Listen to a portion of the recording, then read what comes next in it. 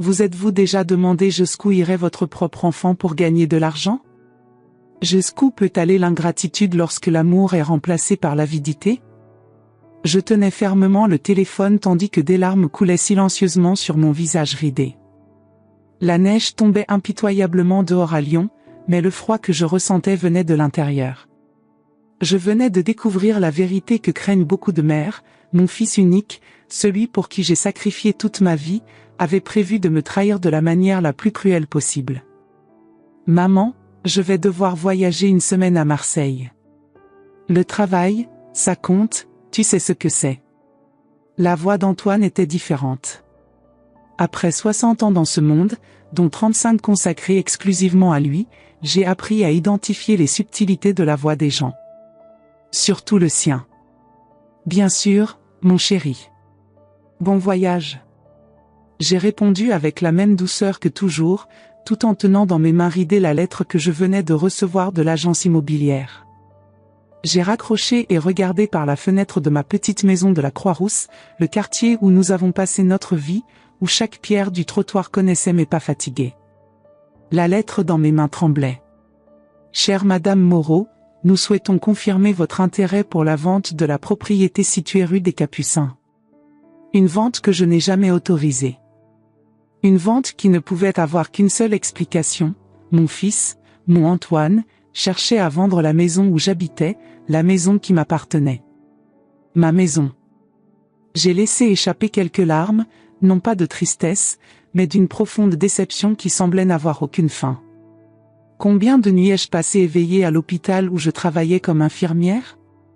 Combien de repas ai-je sauté pour qu'il puisse avoir les meilleurs vêtements, les meilleurs livres?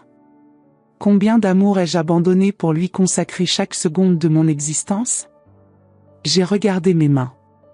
Des mains fatiguées, marquées par le temps et le travail acharné. Des mains qui ont bercé cet enfant pendant des nuits interminables, qui ont essuyé ses larmes, qui ont applaudi ses petites réalisations. Des mains qui détenaient désormais la preuve de la plus grande trahison qu'une mère puisse subir. Mais je n'avais pas peur. Non, j'étais déjà prêt. Si vous avez déjà élevé un enfant, si vous avez déjà abandonné vos rêves pour quelqu'un que vous aimez, ou si vous avez déjà ressenti cette profonde douleur d'ingratitude, restez ici avec moi jusqu'à la fin de cette histoire. Je vais vous révéler comment j'ai transformé la plus grande trahison de ma vie en une opportunité de recommencer. Ma dignité à 60 ans, continuez à regarder jusqu'à la conclusion. Et pour ne manquer aucune de nos histoires vraies, abonnez-vous à la chaîne dès maintenant. La sagesse qui vient avec notre âge mérite d'être partagée, n'est-ce pas? Je suis née dans un petit village près de Bordeaux, fille de paysans qui savaient à peine lire et écrire. Mais dès mon plus jeune âge, mon père m'a appris que l'honnêteté était le seul héritage qui comptait vraiment. Céline, dit-il, quand on n'a rien, on a au moins notre parole. Je me suis mariée jeune, amoureux d'un étudiant en médecine qui s'appelait André Moreau. Nous avons déménagé à Lyon, où il ferait sa résidence, et je travaillerais comme assistante dans le même hôpital. Nos rêves étaient simples, notre propre maison, des enfants et une vie digne construite avec la sueur de notre travail. Antoine est né une nuit d'orage, alors que les eaux du Rhône menaçaient de déborder. Il était si petit, si fragile, mais ses poumons démontraient déjà toute la force qu'il pouvait avoir. André me tenait la main lorsque nous avons entendu son premier cri. « Il sera fort comme toi, Céline », dit mon mari, les yeux larmoyants. Mais le destin a ses propres règles. Alors qu'Antoine n'avait que 3 ans, André est victime d'un accident mortel alors qu'il revenait du travail. Un conducteur ivre, un virage dangereux, et soudain, j'étais une veuve de 26 ans avec un jeune fils et un avenir incertain. L'assurance d'André était modeste, mais j'ai réussi à acheter cette petite maison à la Croix-Rousse. 2 chambres, un salon confortable et une cuisine où je passerai des décennies à préparer les repas de mon fils. Les voisins me regardaient avec pitié, mais je n'avais pas le temps de pleurer. Il avait un fils à élever. J'ai trouvé un emploi d'infirmière à l'hôpital Édouard Herriot.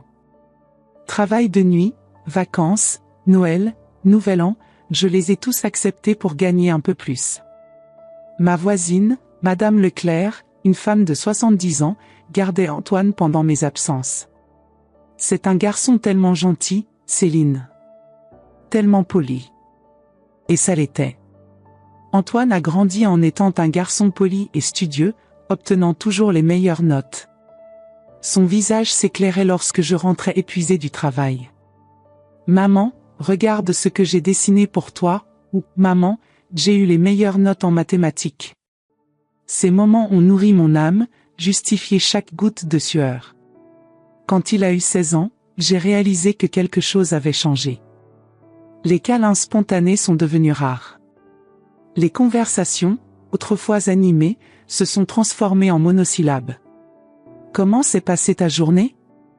Normal. As-tu besoin de quelque chose? Non. L'adolescence, pensais-je. Juste une phase. Mais ce n'était pas le cas. Antoine a obtenu une place au prestigieux Sciences Po Paris. Mon cœur a explosé de fierté, même si je savais que cela signifierait plus d'heures de travail, plus de quarts de travail supplémentaires, plus de sacrifices. Ça va en valoir la peine, me répétais-je en comptant les sous pour joindre les deux bouts. Les visites à Lyon se font de plus en plus rares. Des connexions rapides, des cadeaux impersonnels à Noël, des cartes postales provenant d'endroits que je ne connaissais que grâce aux images qu'il a envoyées. Je suis occupée, maman, était son excuse constante. Et j'ai cru, parce que je voulais croire. Parce qu'une mère veut toujours croire au meilleur de son enfant. Il a obtenu son diplôme avec mention et a trouvé un emploi dans une grande banque d'investissement. Il achète un élégant appartement près de la Seine. Il a retrouvé Sophia, une avocate sophistiquée qui me regardait à peine lors des rares occasions où nous nous rencontrions. Il a commencé à fréquenter des restaurants étoilés Michelin, tandis que je continuais à compter les sous au supermarché. J'ai besoin que tu me prêtes de l'argent, maman. La première fois qu'il a demandé, c'était pour investir dans une entreprise prometteuse. 30 000 €, toutes mes économies. Je vous rembourserai le double, a-t-il promis. J'ai ouvert mon compte épargne sans hésitation. C'était mon fils. L'argent n'est jamais revenu. Puis vint la deuxième commande. Et le troisième. Toujours avec des excuses élaborées, toujours avec des promesses de retour qui ne se sont jamais concrétisées. J'avais déjà perdu le compte de tout ce que je lui avais donné quand, il y a 3 mois, il s'est présenté à ma porte. Maman, j'ai réfléchi. Cette maison est trop grande pour toi seule. Pourquoi ne la vends-tu pas et ne déménages-tu pas dans un appartement plus petit? Je peux t'aider à la vente. Ses yeux ne rencontrèrent pas les miens pendant qu'il parlait. J'ai remarqué que ses vêtements étaient encore plus chers que d'habitude, sa montre devait coûter plus cher que toutes mes années de travail réunies. Je vais y réfléchir, Antoine. C'est tout ce que j'ai répondu. Il est parti le jour même, mais pas avant d'avoir ouvert mes tiroirs sous prétexte de chercher une vieille photo. Maintenant, je sais que je cherchais l'acte de propriété de la maison. Une semaine après sa visite, j'ai reçu le premier appel de l'agence immobilière. Une voix polie, me demandant si j'étais toujours intéressé à vendre la propriété, comme « votre fils l'avait indiqué ». J'ai demandé plus d'informations et, avec un calme que je ne pensais même pas posséder, j'ai dit que je devais vérifier certains détails. C'est à ce moment-là que j'ai commencé à enquêter. J'ai découvert qu'Antoine avait contrefait ma signature sur une procuration. J'ai découvert qu'il était endetté jusqu'aux yeux à cause de son style de vie extravagant. J'ai découvert que Sophia l'avait quitté lorsqu'elle s'est rendue compte qu'elle manquait d'argent. Et j'ai découvert que vendre ma maison serait son salut financier. Cet appel d'aujourd'hui, à propos du supposé voyage à Marseille, avait en fait pour but de rencontrer un acheteur potentiel. Acheteur pour la maison qui a abrité toute ma vie, toute mon histoire. La maison où chaque recoin contenait un souvenir, où chaque mur connaissait mes sacrifices. J'ai posé la lettre sur la table et, avec une détermination qui m'a moi-même surpris, j'ai décroché le téléphone. Il était temps d'agir. La sonnerie du téléphone résonna dans la pièce alors que je prenais une profonde inspiration. Agence immobilière Dubois, comment puis-je vous aider? Bonjour, ici Céline Moreau. Je vous appelle au sujet de la vente de ma propriété rue des Capucins. Ah oui, Madame Moreau. Votre fils nous a informé que vous seriez prête à signer les documents définitifs ce week-end. Mon cœur se serra, mais ma voix resta ferme. En fait, j'aimerais annuler cette vente. Immédiatement. Un silence inconfortable de l'autre côté. Madame, je crains que nous ayons déjà un acheteur intéressé. Votre fils nous a assuré que mon fils n'a pas ma procuration pour vendre cette propriété. Ma voix n'a pas tremblé. Tout document que vous avez portant ma signature est un faux. Et je suis prêt à le prouver légalement. Encore un silence, plus long cette fois. Je vois. Nous devons vérifier notre documentation. Nous vous contacterons bientôt. Ce ne sera pas nécessaire. Considérez cette affaire close. Et s'il tente de procéder à cette vente frauduleuse, mon prochain contact se fera par l'intermédiaire de mon avocat. J'ai raccroché et j'ai regardé longuement par la fenêtre. De gros nuages annonçaient encore de la neige pour la fin de la journée. J'ai toujours aimé l'hiver à Lyon, la façon dont la ville se transformait sous le manteau blanc, les lumières dorées se reflétant sur la neige au crépuscule. Puis j'ai appelé mon vieil ami Bernard, un avocat à la retraite qui prenait souvent un café avec moi le dimanche matin, place des Terreaux. Mon Dieu, Céline, c'est très sérieux. S'exclama-t-il après que j'ai raconté toute l'histoire. Antoine pourrait faire l'objet de poursuites pénales pour faux. Je sais, Bernard. Mais je ne veux pas le poursuivre en justice. C'est mon fils. Aussi douloureuse que soit sa trahison, l'idée de le voir derrière les barreaux m'était insupportable. Qu'est-ce que tu comptes faire alors? Donnez-lui une leçon.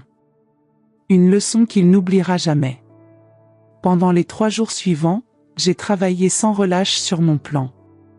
D'abord, je me suis rendu à la banque et j'ai transféré mes petites économies sur un nouveau compte auquel Antoine n'aurait pas accès. J'ai ensuite consulté un avocat recommandé par Bernard, qui m'a aidé à préparer un nouveau testament. Finalement, j'ai appelé Mathilde, la sœur d'André, qui habitait Toulouse. Nous ne nous étions pas souvent parlé depuis la mort de mon mari, mais elle m'a toujours traité avec gentillesse. J'ai expliqué la situation et fait la demande qui serait fondamentale pour mon projet. Après un moment d'hésitation, elle accepta.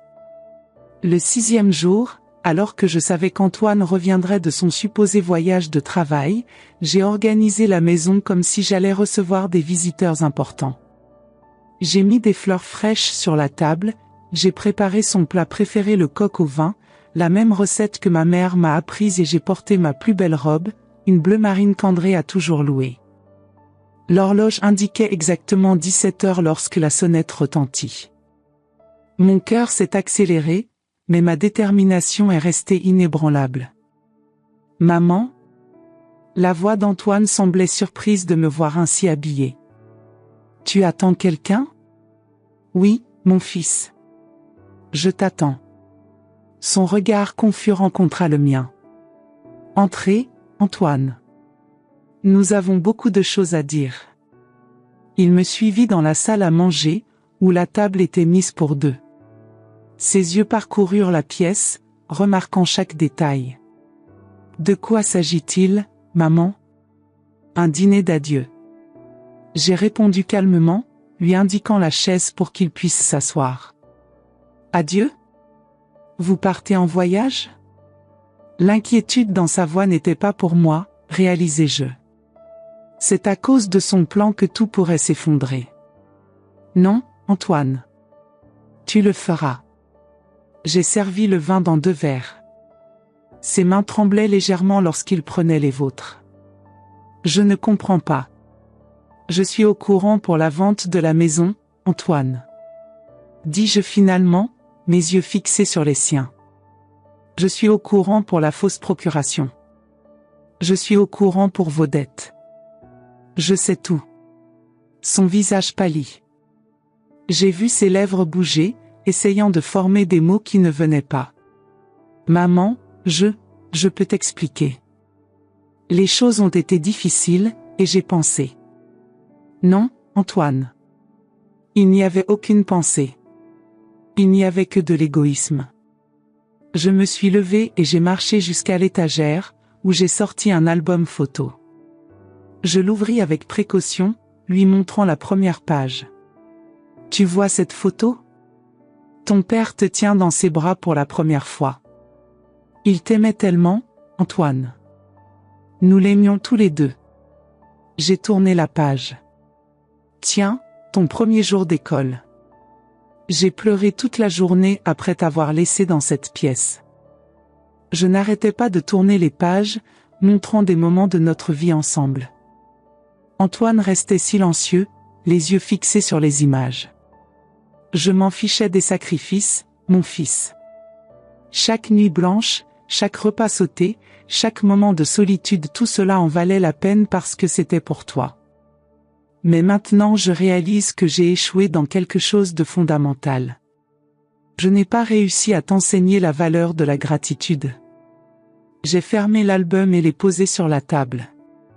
La maison n'est pas à vendre, Antoine. J'ai tout annulé et alerté l'agent immobilier de la fraude. Je pourrais te dénoncer à la police, tu sais. La contrefaçon est un délit. Ses yeux s'écarquillèrent de panique. Maman, s'il te plaît, je ne vais pas faire ça. Je suis toujours ta mère. Mais je ne vais plus te laisser m'utiliser non plus. Je me relevai et me dirigeai vers la fenêtre. La neige avait recommencé à tomber. Ce matin, j'ai effectué un virement bancaire sur votre compte. C'est tout ce que j'ai d'épargne. 50 000 €. Cela devrait suffire à rembourser certaines de vos dettes les plus urgentes. Ses yeux s'illuminèrent un instant de ce qui ressemblait à de la gratitude, mais je réalisai vite que ce n'était que du soulagement. Un soulagement financier, pas une reconnaissance morale. Mais cet argent est assorti d'une condition. J'ai continué. Je veux que tu sortes de ma vie, Antoine.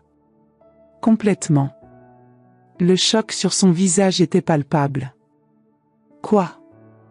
Maman, tu ne peux pas être sérieuse. Je n'ai jamais été aussi sérieux. Ma voix ne trahissait pas la douleur qui me déchirait le cœur. Vous aurez cet argent et vous ne reverrez plus jamais un centime de ma part. Cette maison, quand je partirai, ne sera pas la vôtre. J'ai déjà fait un nouveau testament, le laissant à la fondation qui héberge les enfants orphelins de l'hôpital où je travaillais. Antoine se leva, laissant tomber son verre de vin sur la nappe blanche. La tache rouge s'est étendue à mesure que la vérité a finalement été révélée. Tu ne peux pas faire ça. Je suis ton fils unique.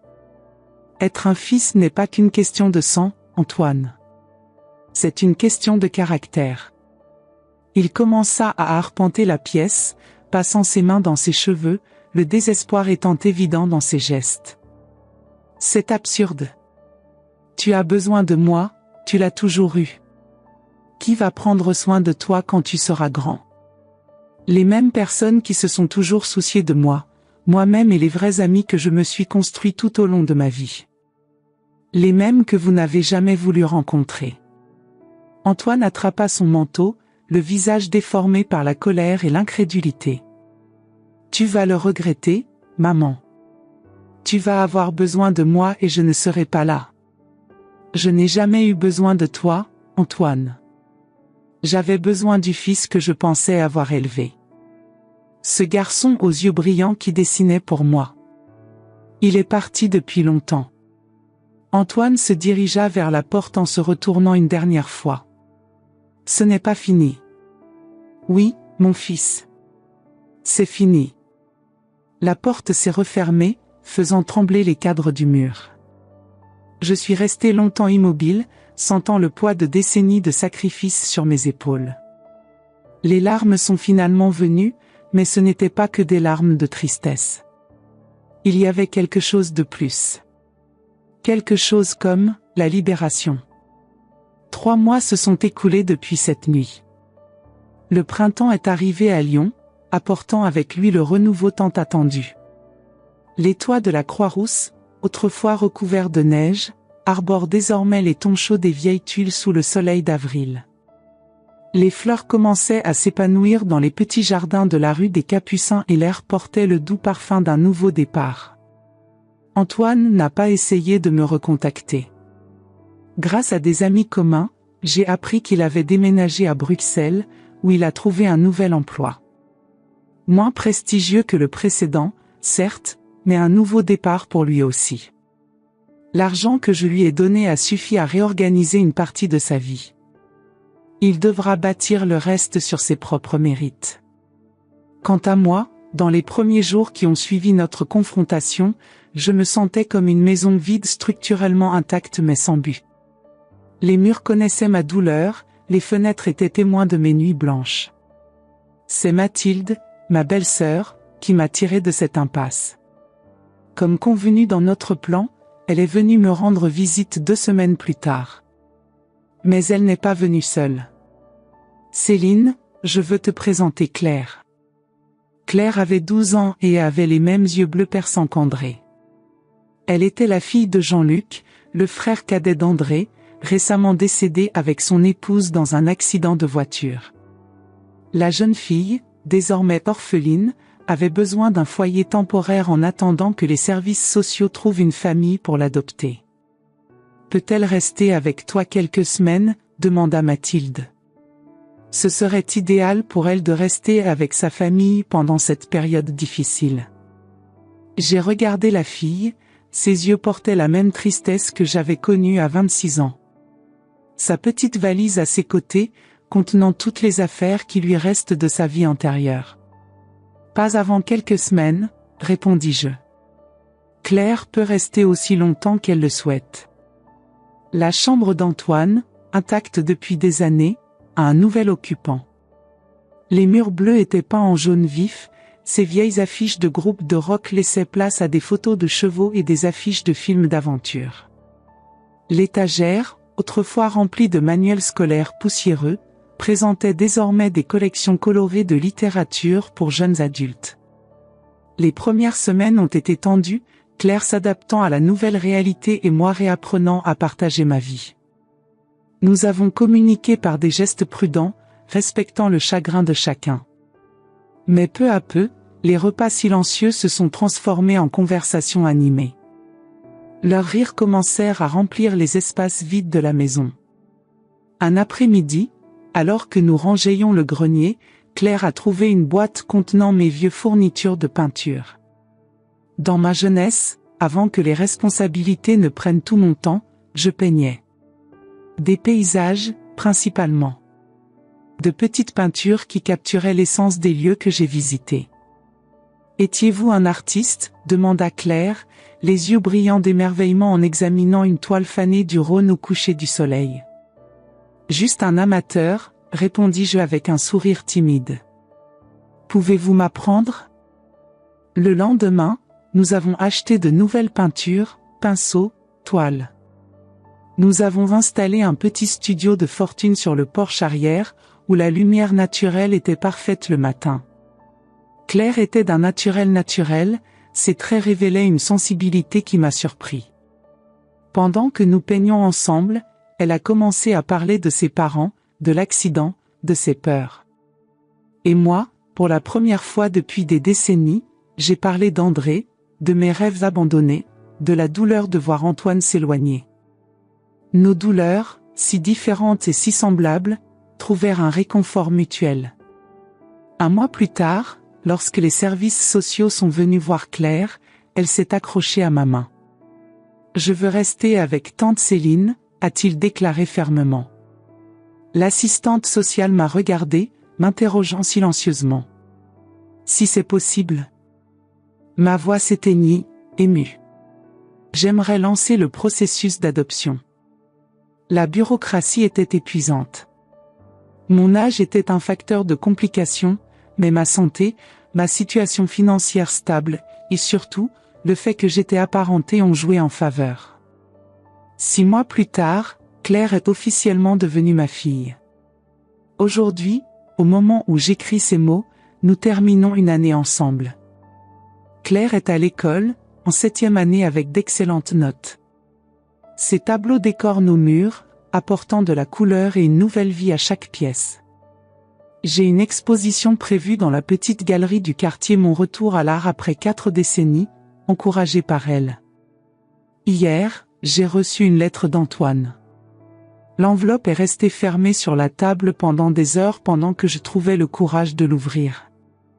Quand je l'ai finalement fait, j'ai trouvé une brève note et un chèque représentant tout l'argent que je lui avais prêté au fil des ans. Maman, j'espère que tu vas bien. Je reconstruis ma vie et j'apprends la valeur des choses qui comptent vraiment. Peut-être qu'un jour tu pourras me pardonner. Mon amour, Antoine. Je n'ai pas encore répondu. Je ne répondrai peut-être jamais.